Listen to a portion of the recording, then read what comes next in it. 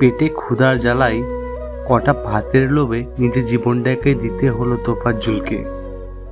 ভাত খাইয়ে মানসিক ও শারীরিকভাবে অত্যাচার করার পর আবারও খাবার খাইয়ে তাকে শারীরিক অত্যাচার করে এই মানবিক ভারসাম্যহীন ছেলেটিকে মেরে ফেলা হয়।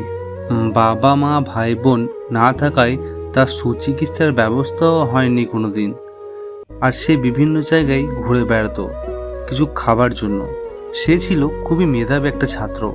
স্থানীয়রা বলেন সে কলেজ লাইফে ছাত্রদলের সভাপতিও ছিল। পড়াশোনা করতেন পাথরঘাটা কলেজে। হঠাৎ করে তার পরিবারে আসে শোকের ছায়া। সড়ক দুর্ঘটনায় মারা যান তার বাবা ও ক্যান্সারে মারা যান তার মা। কলেজ লাইফে সে একটি মেয়েকে অসম্ভব ভালোবাসত, কিন্তু তার সাথে বিচ্ছেদ হয়ে যাওয়ার পর সে মানসিক ভারসাম্য হারিয়ে ফেলে। তার মানসিক ও শারীরিক চিকিৎসার জন্য ব্যবস্থা করে তার বড় ভাই, যিনি পুলিশে কর্মরত ছিলেন। হঠাৎ করেই লিভার ক্যান্সারে আক্রান্ত হয়ে তিনিও মারা যান।